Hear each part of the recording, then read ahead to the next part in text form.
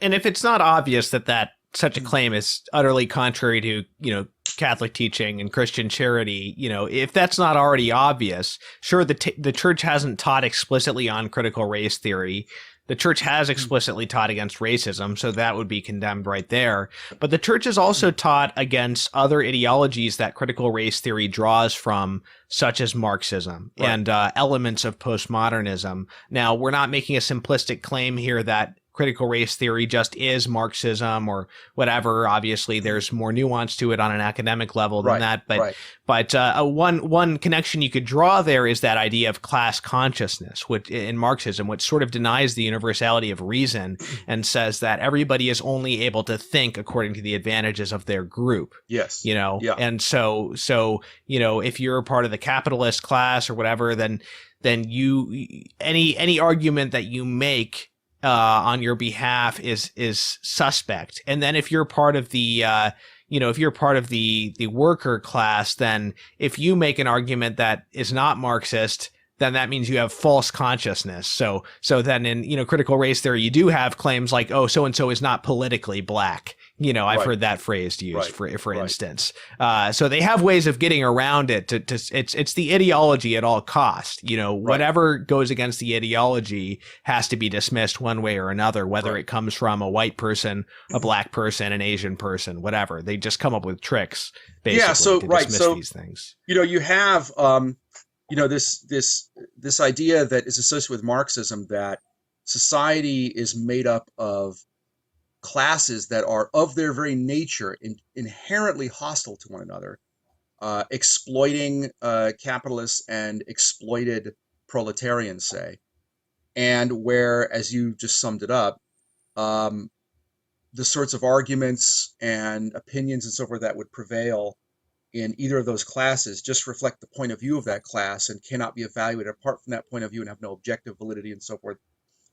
Critical race theory, especially as popularized by people like Kendi and D'Angelo, essentially just takes that model and replaces class with race. And it posits that there are inherently opposed racial interests. There's whiteness and white supremacy and white privilege and all that. And that sort of plays the role of the evil oppressing capitalist class in Marxism. And then there are the oppressed non-white races, people of color and so forth. And so they play the role. They sort of stand in for the proletariat in Marxist theory. But once again, you have this idea that they are inherently hostile to one another. Now, the church has consistently condemned that idea that any society is made up of inherently hostile classes. It condemns this in the case of Marxism, and by implication condemns it in the case of, it's not just by implication, in the case where we're talking about race as well. I mean, it's the idea that somehow races are inherently hostile to one another. The church is condemned as well in, for example, the document, The Church and Racism, which I cited earlier in our conversation here in 1988, and I quote a lot of that in the book. But that's one area where, so for the church's perspective, every society is going to be made up of different people and different groups of people, and they all have their distinctive talents, their distinctive strengths.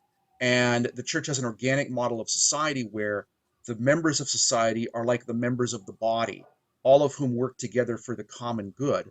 And so the relationship between classes and groups within society is one inherently of partnership. It doesn't always work out like that in practice, of course, just like in partnerships of the ordinary sort, whether it's marriage or a business partnership, things don't always go well. But nevertheless, that's inherent to the nature of the structure of the social order that we're describing here. That's how things ought to go, and we ought to work for.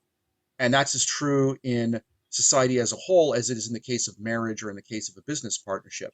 So the church rejects this idea that any groups of human beings are somehow inherently, or in the very nature of the case, at odds with one another or hostile to one another. And that can hardly be less true in the case of race than it is in the case of class. The church has also explicitly condemned this idea that philosophical systems, moral codes, worldviews in general somehow only reflect the perspectives of those who adhere to them and cannot be evaluated in any sort of objective way. That idea, which is essentially just a variation on relativism, which the church has clearly and consistently condemned, really makes of all disagreement ultimately a clash of wills rather than an engagement of minds who are pursuing a common truth. And it transforms every disagreement ultimately into a political power struggle. And you find some of these writers, like Kendi, are quite frank about this. I mean, Kendi comes out, he just says in his book, How to Be an Anti-Racist, that the movement he represents is not about changing minds and hearts.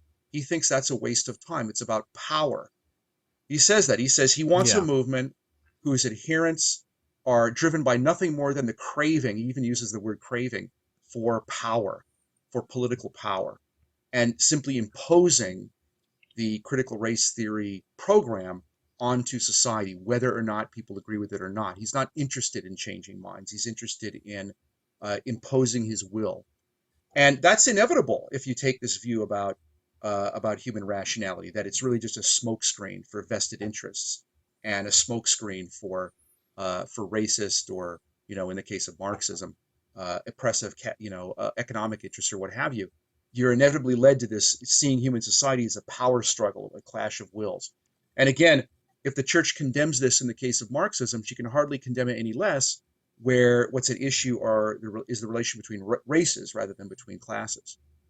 There's one more thing that I wanted to bring up before we go, Ed.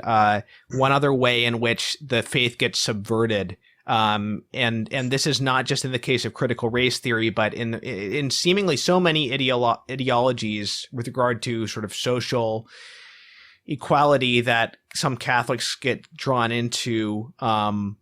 Is this sort of replacement of salvation and liberation in union with God and God's love, with liberation in the sense of sort of empowerment. Mm-hmm. And that goes back to this topic of liberation theology, which is definitely seeing a comeback of interest because of racial issues in the United States. I mean, I'm seeing young Catholics get very into this. Right. This is something I addressed in the last chapter of the book. And liberation theology is this movement which gained notoriety in the 1980s when Pope John Paul II was Pope, and Cardinal Ratzinger, who later became Pope Benedict XVI, was head of the Congregation for the Doctrine of the Faith. And so they had to engage in kind of a dispute with liberation theology throughout that period. Liberation theology is basically an approach that wants to assimilate Christian doctrine and Christian morality in particular to an essentially economics-oriented, or more broadly, we might call a materialist-oriented view of human well-being. Right.